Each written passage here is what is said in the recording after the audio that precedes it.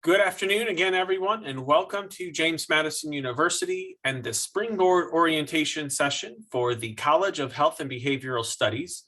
My name is Kirk Armstrong. I serve as the Academic Unit Head for the Department of Health Professions. And today I'm joined by one of my colleagues, Dr.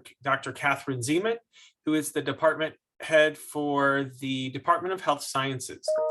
And we're going to be talking with you today about the expectations of students within the College of Health and Behavioral Studies. Throughout this virtual session, you're going to see that the Q&A box is open. So if you have any questions that arise, please feel free to drop those questions in the Q&A. Excuse me, and Dr. Zeman and I will be answering those questions as we're available throughout the presentation, or we'll certainly be able to answer those at the end. So again, feel free to drop those questions in the Q&A box.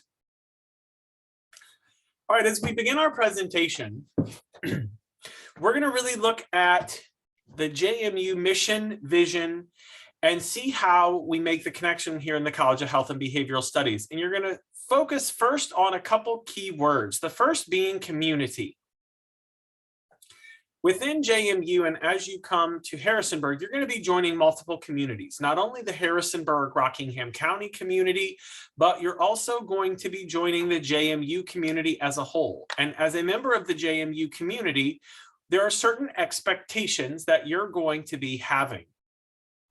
Another important part of this community is you're going to be joining the College of Health and Behavioral Studies. We are the largest academic college on campus and encompass about 28% of the total student population. One other very important community that you're going to be joining is your major. Within your major, you're going to have the opportunity to network and meet with other students, as well as faculty and staff. And most importantly, you're going to start to develop a connection and network with other professionals, alumni, as well as industry professionals from your respective field. So make sure that as you are entering the Harrisonburg-Rockingham County community, you are going to be not only joining that, but also other parts of the JMU community. The next word we're going to focus on is engaged. And here in the College of Health and Behavioral Studies, we really epitomize the university's vision to be the engaged university, engaged with ideas in the world. All of our students have opportunities for experiential learning, where they're going to actually get hands-on experience and get to apply the knowledge that you're learning in the classroom within the context of patient or client care that you're going to be working with as a health or healthcare professional. The last part we're going to focus on is the inspiring responsible contributions. We take this very seriously within the College of Health and Behavioral Studies.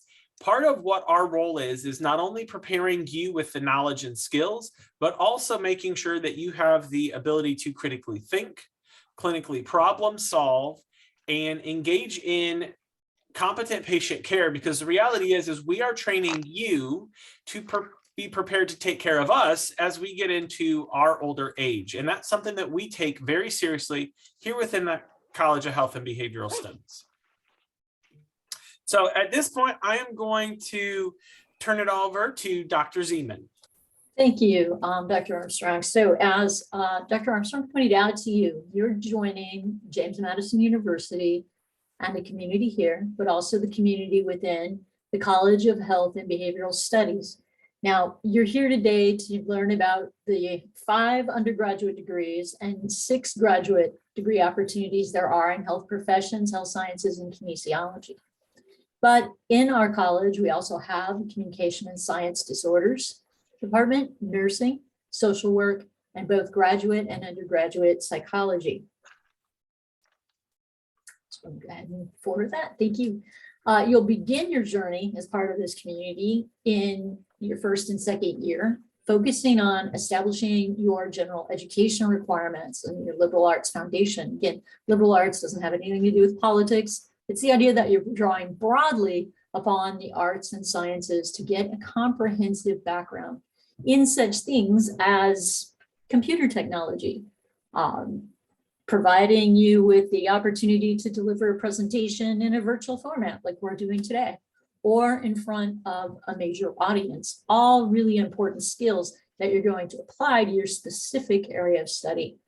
And since it's a broad background, it makes you an engaged learner It brings in civic and community issues, critical thinking, ethical reasoning, and concepts of impactful leadership that you'll need to be both engaged with the communities, as Dr. Armstrong was pointing out earlier, and live a purposeful life. And we do that through some centers and institutes that tie in specifically and to these larger issues I just mentioned.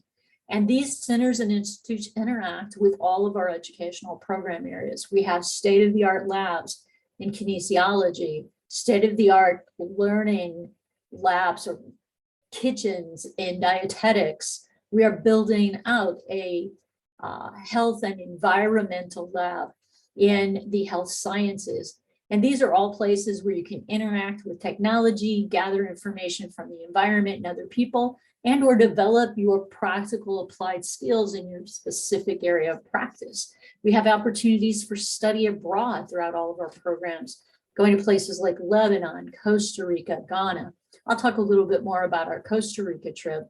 We also, in all of our program areas, have elements of research.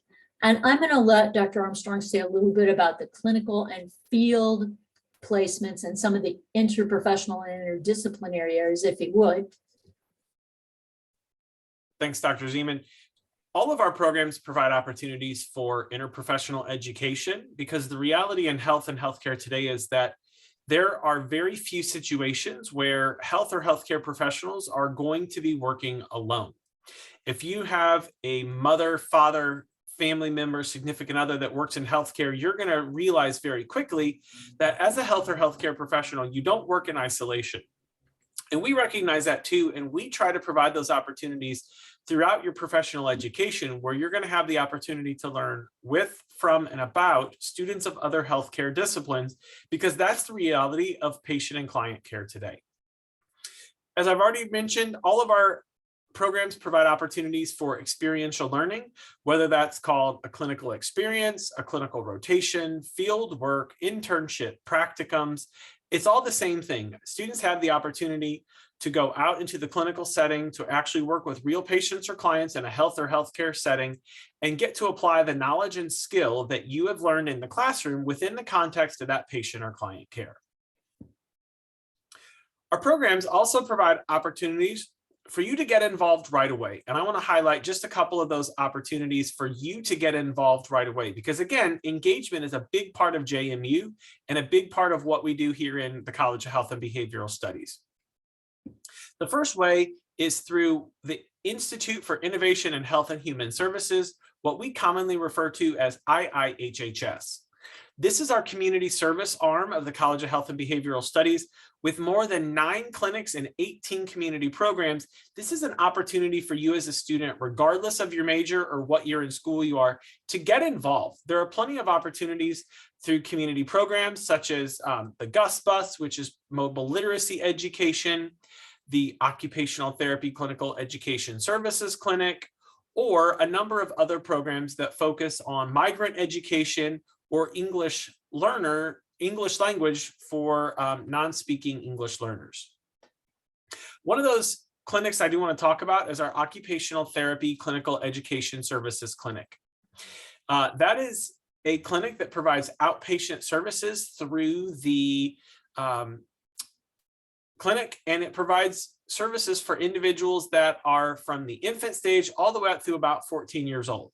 Because it's an outpatient clinic, we have clinicians as well as OT assistants that are going to be providing care. And this is a really great opportunity for students, regardless of their major, to get involved. There's opportunities for students to volunteer with the clinic. So if you're interested in working with individuals, specifically younger individuals with disabilities, individuals on the autism spectrum disorder, then this is a great clinic for you to consider. The last I want to highlight is the Morrison Bruce Center. This is an opportunity housed within the Department of Kinesiology that focuses on providing health and physical activity to women and girls. So Dr. Wigglesworth, I know, is going to talk about that when she shares more about the Department of Kinesiology.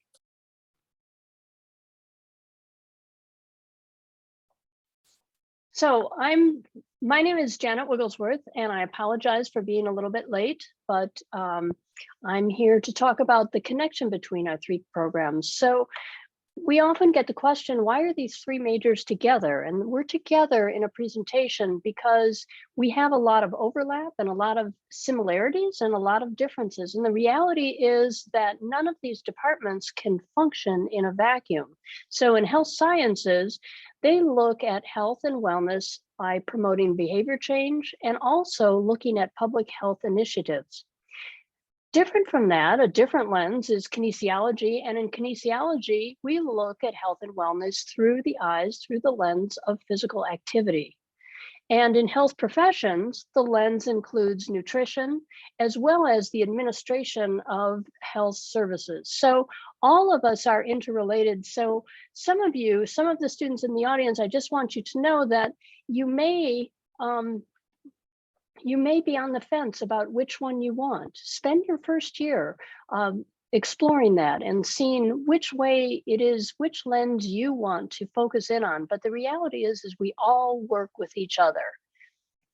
So next slide there. Okay, so here's how the curriculum works, and here's why we can say that we've got this connection, and here's why you can explore all three of these majors within your first couple years. All of our programs, actually all the programs at the university, have a 41 credit requirement in general education. And here at JMU, the code word for that is cluster. So general education is divided into 5 different clusters. And so when you hear your advisor or other faculty talking about this is in cluster 1, cluster 2, cluster 3, that means whatever that course is, it's going to count towards your general education requirement.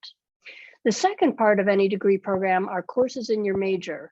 And so these are the courses that are specific and look through the lens that I previously mentioned. So you will have specific courses in your major, and those courses are sequenced. So sometimes you can't take the 400 until you've successfully completed the 300 and the 200 level courses.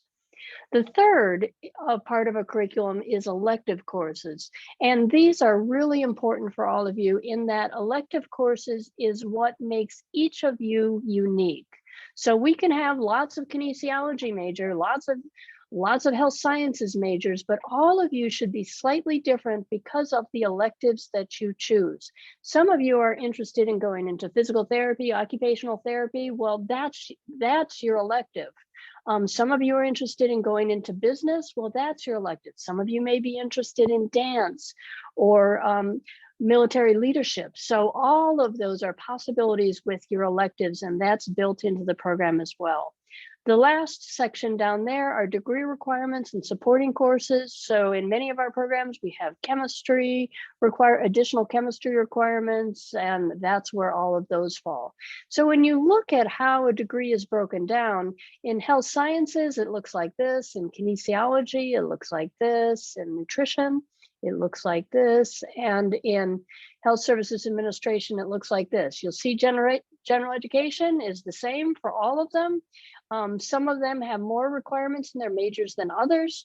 And then, okay, so we've moved over here. So our Gen Ed connecting courses, what is common with all of them are in cluster 1, there's a writing, there's actually a speech communication class.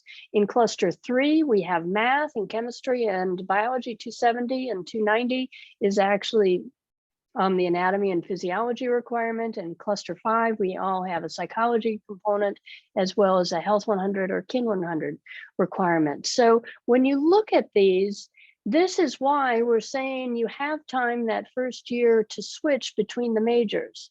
But what I do want you also to notice is cluster 2 and cluster 4. Cluster 2 and cluster 4 are completely up to you. I'm back to those electives. Choose those wisely because that is who you are. That is what you are about.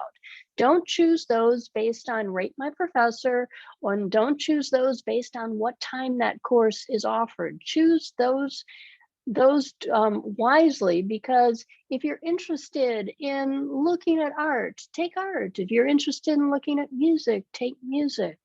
You know, what kinds of history are you interested in? All of those are in cluster 2 and cluster 4. And so those are back to that liberal arts education that Dr. Zeman was talking about. The last part of this slide down there on the bottom, you will see that we've got Health 100, Kin 202, and Nutrition 280s. These are basically the entry-level courses to our programs. And so when you look at those programs, you've declared a major right now, and you will be able to get into the starting program, the starting course that is within your major. But if you are at all thinking about switching major, or you're interested in learning more about another major, talk to your advisor. Your advisor can get you an override into one of these other courses. So when we look at a program, let's look at the math of how it is that you graduate. Next one. Okay, so you're going to be here 4 years, 2 semesters per year. You're going to take 15 credits a semester, and that equals 120 credits. 120 is a magic number because 120 is the minimum number of credits you must take in order to receive a diploma. If you take 119, no diploma. If you take 124, great. You can always take more, but you cannot be less than 120. And I'll tell you that I spend some time this summer looking at students' records who are graduating next May to make sure that they're going to reach their 120. And I've caught a few. Some of them may need 3 credits more or 1 credit more. And so I warn them now, because they've got 2 semesters left, hey, you need an extra elective to reach that 120. The other magic number is 12 credits. 12 credits makes you a full-time student, and being a full-time student has implications for both financial aid as well as insurance. So you really don't want to dip below 12, but 12 is about 4 classes per semester. 15 is 5 credits a semester. But some of you are sitting there going, but I brought in transfer credit. Well, that is how you can change that equation. So if you brought in some transfer credit, maybe you want to just take 4 classes. So take those 12 credits this fall, and because you've got that extra credit. But just know, on average, you need to average 15 credits a semester. So changing the equation is fine. And then the other piece, got one more. If you want to double major, you can possibly double major. I'll tell you, you will go over 120 if you double major. Some people want to take 2 minors. 2 minors is perfectly okay as well. The key here is that you need to talk with your academic advisor. We talk about engagement here, and engagement means you take the initiative to talk and say the sentence, I'm thinking about whatever it is you're thinking about. It doesn't mean you've committed to it. It doesn't mean you made your final decision, but your advisor needs to know, because they can help you plan ahead. They can also help you predict what it's going to look like as you move forward.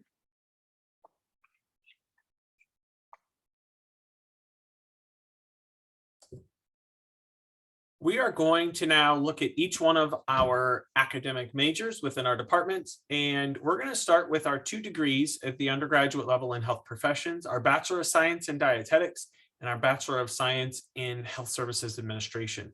Both of these degree programs offer the entry-level knowledge and skills to the dietetics field, as well as the Health Services Administration, healthcare administration field. And currently, the dietetics degree will provide the opportunity for students who complete the degree requirements to be eligible with a master's degree for the RDN credential. And what's really unique about all of our programs in health professions, but also within kinesiology and health sciences, is that we provide opportunities that engage you with faculty in small numbers. So our average class size is around 30 or less in all of our programs. So within dietetics, the class size is 30. Within HSA, the class size is 32. And then when we look at our graduate programs, which we're going to talk about a little later, those are anywhere from 20 to 32 as well. So what that means for you as a student is that you're going to get to know your faculty really well, which is going to benefit you when it comes time for professional letters of reference, recommendations, admission to graduate programs, or employment. But the unfortunate thing is that means they also get to know you. So if you're not in a class one day, then the faculty member is going to recognize that you're not there. And it is really possible with only 30 students or less that you're going to know who's there and who's not there. And so there's going to be some sort of outreach to you, whether that's one of your classmates that sends you a text or your faculty will send an email. We're going to just check up on you to make sure that you're okay and to try to figure out what happened to see why you missed class. When we look at engagement in health professions, there's a variety of ways to get engaged. Again, we do provide experiential learning opportunities for our students. In dietetics, our students complete a minimum of a 100-hour internship practicum under the supervision of a registered dietitian nutritionist. And within Health Services Administration, our students complete a 320-hour internship. Most of those students complete it during the semester after graduation. And so right now we have 57 students out on their professional internship. Now, the great thing is that many of these students, and I don't know the exact number yet from this year, but last year we had 54 students out on their internship. And of that 54, I think 50 of them were paid for their internship. So a majority of our students do get paid for their internship. The really great thing is that most of those students, like over 90% of that 54, rolled into full-time employment at the end of their 8-week internship. So that's another really good opportunity for you to think about the setting you want to work in and use this practicum internship experiential learning opportunity as a mechanism for you to stay involved, but also to see if that's the setting you like. One other engagement opportunity I want to focus on relates to our dietetics program, and that's a really unique collaboration that our faculty have developed with JMU's Aramark Campus Dining. This last spring semester, our students in the experimental foods class were able to develop recipes for Aramark. So they got 6 recipes from Aramark. Those included a whoopie pie, a peanut butter pie, lemon squares, lemon pound cake, a chocolate cake with mousse, and I always forget one. There's one other one. But anyways, the students took these recipes from Aramark and they worked all semester long at making that recipe vegan. And with the end of the semester, then they invited members of the campus community, as well as the executive pastry chef and executive chef for Aramark, to come in and sample those recipes. At the end of the semester, Aramark chose 4 of the 6 recipes that will be featured in the fall semester within the Aramark dining facility. So whether that's E Hall or D Hall, 4 of these recipes are going to start to be featured. So that's a really cool collaboration where our students were able to give back to the campus community, partner with Aramark, and have some meaningful collaborations within the college as well as the university. When we look at our contributions, our students practice in a variety of settings. These can include both public and private sectors, anywhere from inpatient to outpatient facilities, hospital systems, healthcare networks.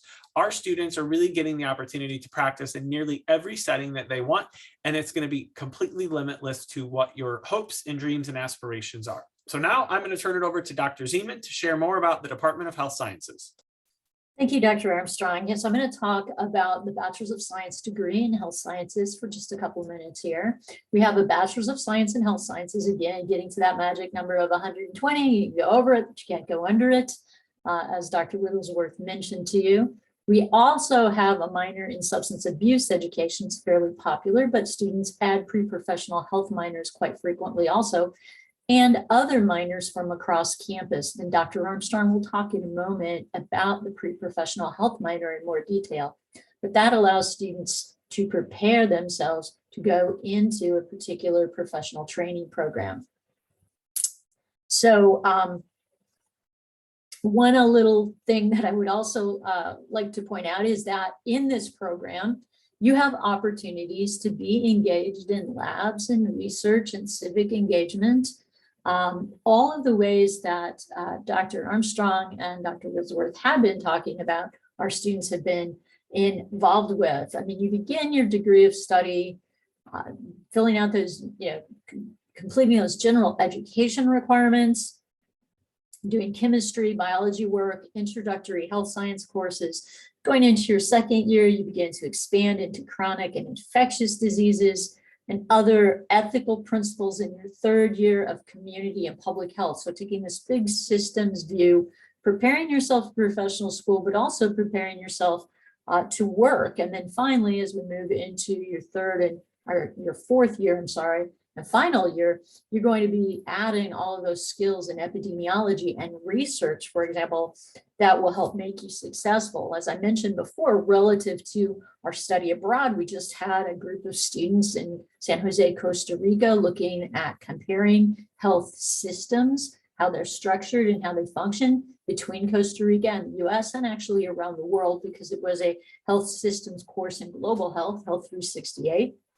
And we have instructors, for example, in our health determinants course that provide opportunities for students to gain credit through experiential learning activities by actually providing service. In one of our courses last semester in health determinants 231, we had about 225 hours of experiential learning and community service that was provided to things like the Blue Ridge Food Bank, local homeless shelters, the open door homeless shelter, and Salvation Army Food Pantry, to name just a few. And then finally, it related to our student research. This is from our research symposiums that are conducted at the end of each semester, involving all of our fourth year, our senior students, displaying their research projects. There were 64 projects over the course of last year, and hundreds of students. They work in teams of 5 to deliver their projects. And then we have faculty from all the different departments here within CHBS and actually across campus come in and judge the posters, providing awards and recognition for individuals with the best research poster product. Okay, go ahead with the next slide, please. Okay, and you can go ahead and hit that just one more time. Okay, thank you. And so what you can see is, where will you go out and contribute once you graduate? Well, we have employment opportunities for individuals with a bachelor's degree, 4 years, good salaries. All of our bachelors, whether you're in health professions, kinesiology, or health science, start in around $50,000 to $75,000 a year, depending on which area of the country you end up getting a position in and which of these areas you work in. But we've had people working in advocacy agencies, federal, state, local government, women's health clinics, the gamut of areas where you can support allied health professions and or provide support to research endeavors in the allied health area. We also have about 50% of our students going on to graduate programs, everything from athletic training to physician assistant studies to occupational therapy. And some continue here in our graduate programs, which you will hear a little bit more about in just a moment also. We've had students go on to medical school from our programs. So this is a great foundational preparation. We're going to go ahead and talk about KINS. So in kinesiology, we have one undergraduate program, a Bachelor of Science in Kinesiology, and we have 2 concentrations, a concentration in exercise science and a concentration in physical and health education, teacher education. So you have been asked to declare a concentration right now. Please know that you can work with your advisor and switch concentrations at any time. You can do that as well. The other program that I want to mention, and this is for everybody, not just our kinesiology, but we also offer a coaching education minor. If you have been involved in a youth sport program at whatever level, this may be a way that you can give back to the program that gave so much to you. So within the coaching education minor, this prepares you to be an interscholastic coach. So that is a youth coach all the way through high school. And so it is something that maybe you want to consider that you do with your electives. And then it's a part-time job later on. And some of you in kinesiology specifically may be interested in going into coaching as a full-time endeavor. So this is also a good start and an option that you can pursue. So what does engagement look like in kinesiology? The first program I want to talk about is our Human Performance Lab. So the studies that I have listed here are the 5 studies so far that have been declared by our undergraduate students. And these are projects that are going to be happening this year. So we are going to do data collection. And the first 2 I want to suggest that maybe that's something you might be interested in volunteering for. I don't know if any of you know what a century set is, but in the world of weightlifting, you've probably heard of doing 3 sets of 5 reps, and that increases muscle hypertrophy. Or you may do 3 sets of 12 to 15 reps, and that helps with developing muscular endurance. And so you've learned about different ways that you combine those, and that's called periodization. Well, the century set is something that is coming up in the literature a lot right now. And so our 2 undergraduate students that are doing these projects are looking at this. But what a century set is that's different from the 5 reps, 5 to 8 reps, and 10 to 12 reps is a century sets means that you do 1 set of 100 reps. You don't have to do them all at the same time, but if you look at the literature, you'll find all kinds of different versions of it. Well, this is an undergraduate process or project looking at, are we getting good responses out of this, and what else is happening as you include this in your training regime? So that's our Human Performance Lab. The second program that I'll talk about with engagement is our Overcoming Barriers program. This program is a physical activity program designed for individuals with disabilities. So we have every day of the week, we have a program. So on Monday, we might have gymnastics. On Tuesday, we have fitness and sports. I know on Thursday, we have our dinner club, and that's connected with the nutrition program, the dietetics program. And that's where they actually prepare meals. And then on the weekends, we have an aquatics program. Anybody here can get involved and lead this. And just to put in a plug, we have lots of students from other majors. So we have health sciences majors that work with this programs, dietetics students that work in various programs here, and then also several from our graduate programs, specifically our occupational therapy students are really very actively involved in this program. So the third one is the Morrison Bruce Center. And that program is designed to expand and enrich physical activity for girls and women, because we know from the literature that at high school age, physical activity in girls and women decreases significantly. So how can we change that trend and get all of our girls active for life? That's what the Morrison Bruce Center is designed to do. And they have various programs, including an Empower Her program, which is a weekly fitness program. The Girls Have Heart program is actually a running program at one of the elementary schools in town. And we have Older Women's Wellness for Life program. And in that program, we're looking at physical activity and health indicators for women over 60. So there's a wide variety of activities you can get involved with. Now, I bring up these 3 engagement pieces because everybody else, Dr. Armstrong and Dr. Zeman, have talked about it in classes, but I want to say that we have things that you can do outside of class. And these are ways to explore different avenues and different interests that you may have.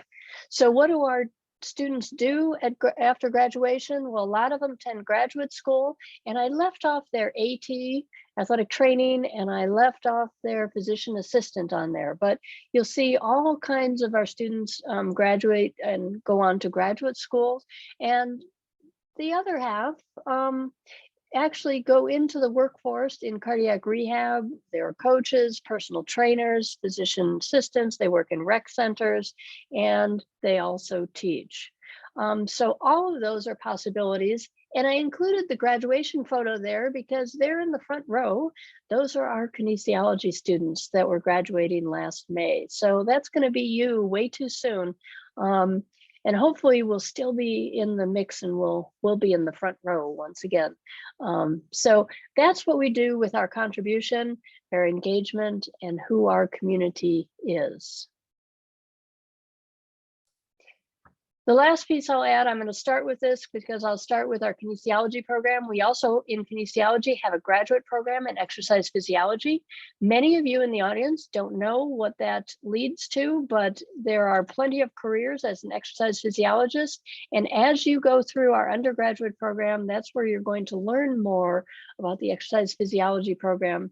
And specifically, some of our students end up in working in clinical the clinical settings within hospitals doing those exercise testing. And they also work with cardiac rehab programs. Within health professions, we have 3 graduate programs. Our graduate programs degree include a Master of Science in Athletic Training, a Master of Occupational Therapy, and a Master of Physician Assistant Studies. All 3 of these grad programs provide the entry-level knowledge, skills, and experiential learning opportunities for students to apply the knowledge and skill you're learning in the classroom within the context of patient care. And all 3 of them lead to national certification and/or state licensure in each of those respective fields. Now, because we are talking about graduate programs, it's also important to think about the Office of Pre-Professional Health Advising. And within pre-professional health advising, we do have a number of pre-professional health minors that are offered here at the undergraduate level. Each one of these minors gives you the opportunity to have an academic advisor assigned to you from the office here. And this individual is going to be well-knowledged and well-versed in the application process, the prerequisites that are required for each of these graduate programs, as well as some key dates for you. So if you're interested in athletic training, physical therapy, occupational therapy, physician assistant studies, those are the common ones from our departments, but others may include pharmacy, medicine, veterinary medicine, or optometry. Please reach out to your advisor soon and let them know that you are interested in one of these pre-professional health minors. What we'll work with you then to do is get assigned a pre-professional health advisor, and that individual will help you to navigate through all of those processes. And again, it's really important for you to know when some of those key dates are. I'll give an example. For physician assistant studies, PA, we do have a program here at JMU, and their application cycle actually opens on May 1st, typically, and it closes around August 1. So that means that between your junior and senior year, you're going to actually have to apply for a PA program for graduate school even before you get to that senior year. And some of our graduate programs and professions are moving in that direction where their applications are actually due before the senior or 4th year. So this is again where that pre-professional health advisor is going to be really critical to helping you understand what the process is, what the requirements are, and some of those key dates. Lastly, the 3 of us want to share some tips and tricks that we have cultivated for you to be successful here at JMU. One of these that I want to talk about is what has been identified as one of the key predictors of success, and that is student engagement with a faculty member. Throughout the rest of this time, you're going to get to meet with your first-year advisor. You're going to get to meet with faculty. Maybe not today, but when you come to campus, you'll get to meet with faculty, whether that's your general education faculty or your introductory course faculty. Find a faculty that you make a connection with. I encourage you to attend office hours. Spend time not only asking questions about class, but also get to know that faculty member. If you come into my office, the first thing that you're going to be greeted by is a little sign on the door that I got out of one of my Runner's World magazines that says, "Ever notice that it's runners that find dead bodies?" And it's all about how that it's runners go off these beaten paths, and that's typically where they're going to find a dead body in the road. I'll tell you, after 12 plus years of running, I have never encountered a dead body outside of the cadaver lab, but it's a great conversation starter when students walk in, they see that big sign on the bookcase, and it's always a great conversation starter. So don't be afraid to ask your faculty member about something that you see in their office. Maybe you're going to see a picture or a degree that's of an institution that you're not familiar with. Ask questions and get to know them. The more you get to know your faculty member and the more they get to know you, there is a very strong connection between engagement with a faculty member to your success as a first-year student and beyond. Great, and I am going to go ahead and expand a little bit on that. I know that when you get to JMU and you're attending classes, part of what you're looking for is who you're going to be socially. Where you're going to go academically is the other part.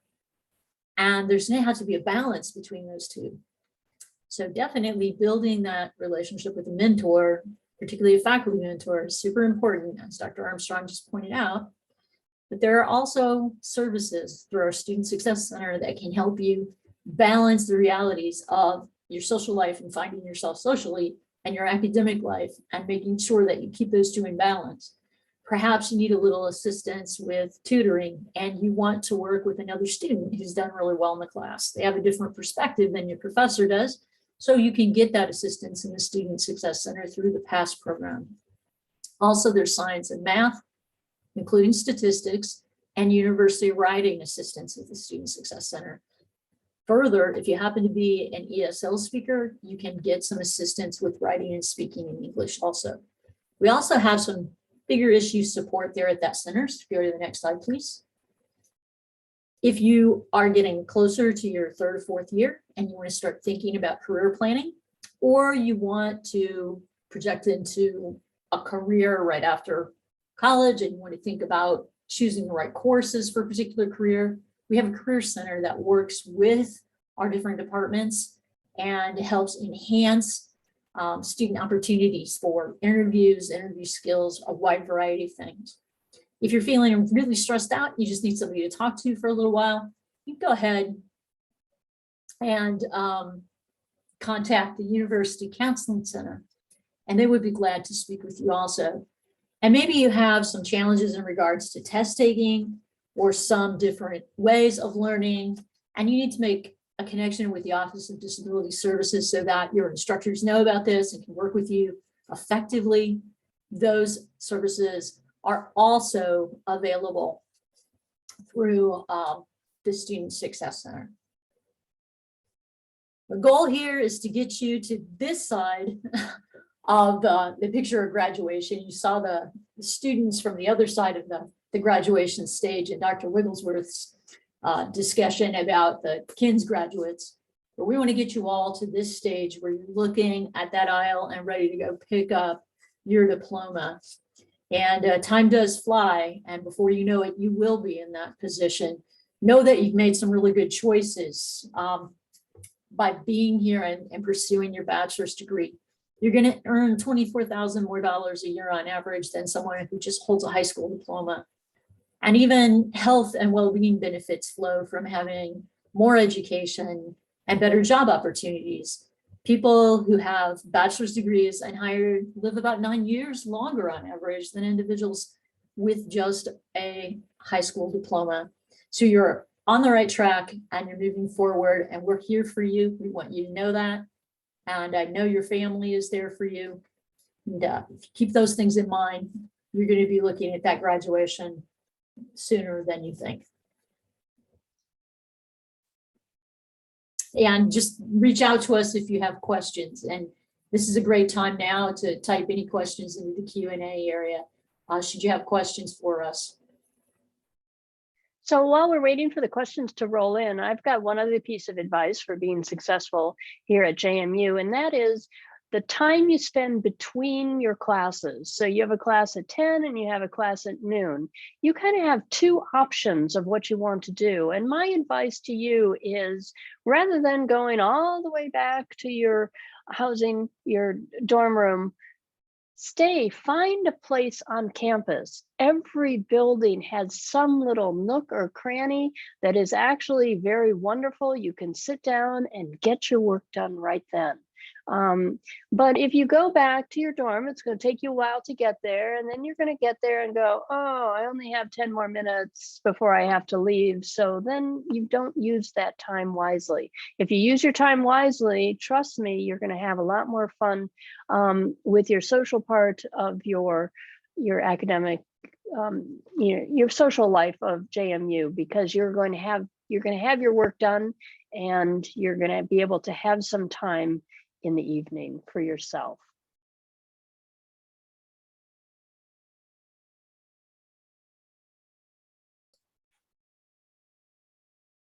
So again, just a reminder, the Q&A box is open. If you have any questions, feel free to drop them into the Q&A box.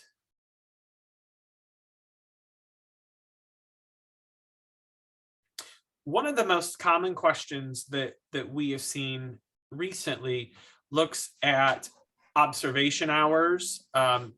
Physical therapy, occupational therapy, and athletic training all require observation hours. I'll let Dr. Wigglesworth talk a little bit about how kinesiology allows that, but we do have opportunities through practicum and internships for that. PA is a little different. They don't require observation hours. They actually require direct patient care hours. So this means that you have to be working as either an EMT, a paramedic, nurse's assistant, medical scribe. So there's opportunities for you to, or sorry, not medical scribe, but CNA or nursing assistant, where you're getting actually direct patient contact hours. And for PA, it's a minimum of 1,000 hours. So there are plenty of opportunities for you to get those throughout your 4 years of undergraduate. Dr. Wigglesworth, do you want to talk about how kinesiology has opportunities to get some of those shadow hours? Yes, we have actually 2 required field experiences. One is a practicum, and that's a 3-credit course, and that should happen during your junior year. And that is the time, if you're interested in AT, PT, OT, that is the time you get those observation hours. So it's your junior year, you get those hours. And again, Dr. Armstrong talked about the fact that you actually apply for graduate school prior to your senior year. Well, you've already done your hours within there. Our second experience is our intern position, our internship, and that is a 4-credit class. And with that one, while you can do it in a PT, OT type of clinic, you could also branch yourself out. And again, this makes you unique. So I have had some physical therapy students that have done their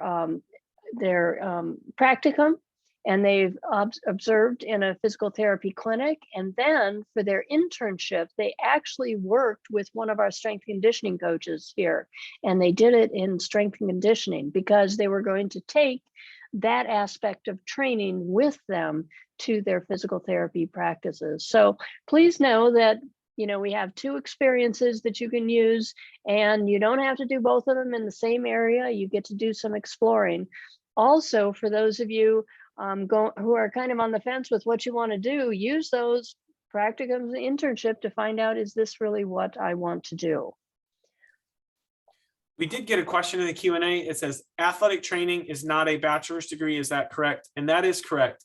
The athletic training degree is offered at the graduate level. It's a master's degree. So that means when you're coming in as an undergraduate student, you have the option to decide what undergraduate degree you would prefer. We would recommend either kinesiology or health sciences, because those 2 degrees align best with the prerequisites of the program. But really the option, if you're choosing to do an athletic training degree at the master's level, you have the option to get any degree that you want. We have just found that kinesiology and health sciences are the 2 degrees that align well because their coursework aligns with the prerequisites for the graduate program at the athletic training. The other thing that I'll add with that is that as far as the kinesiology program goes, if you are on the fence, do I want physical therapy or athletic training? I'm not really sure. The reality is that is a good double minor. It is actually just 1 additional class, and you will be able to receive both minors.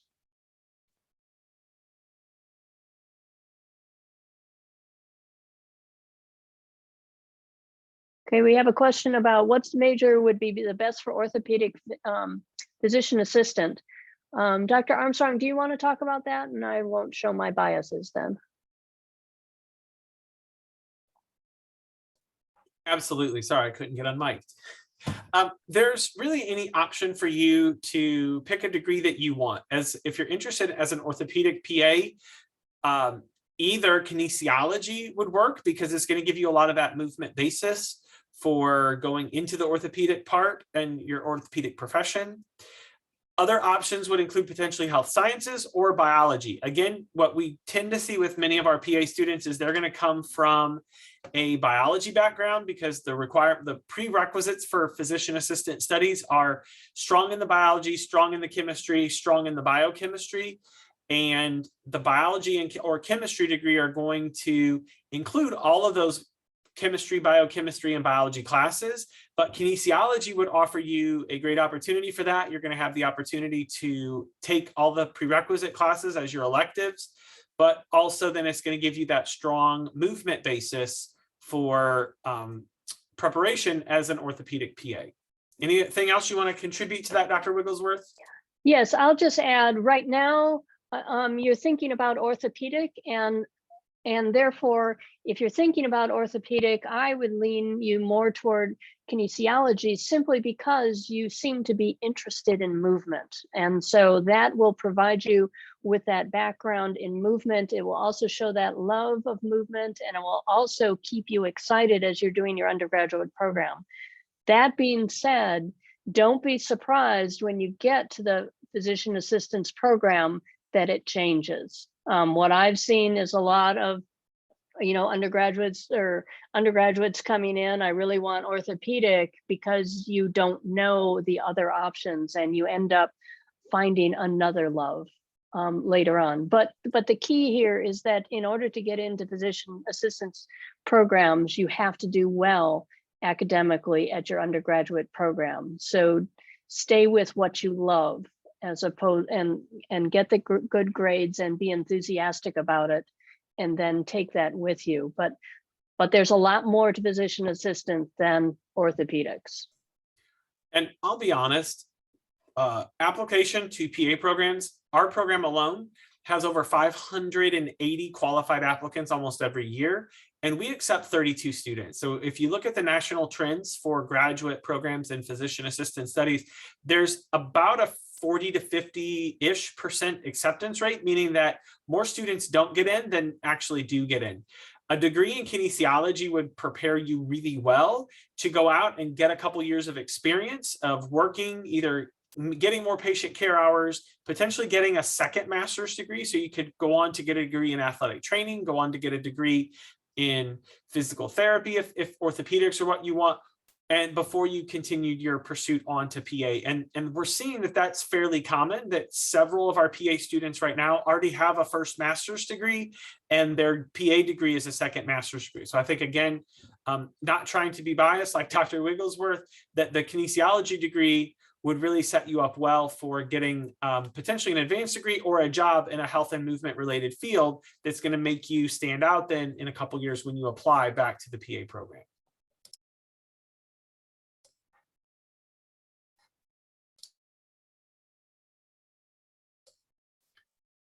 Are there any additional questions that we can answer while you have us?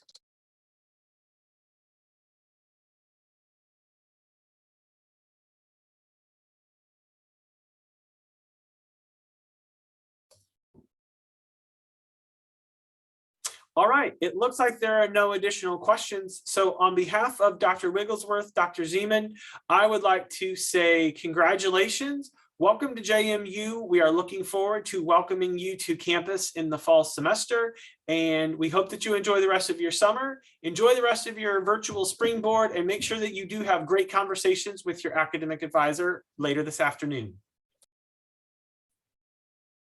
Bye now. Have a good day. Have a great day. We look forward to seeing you in August.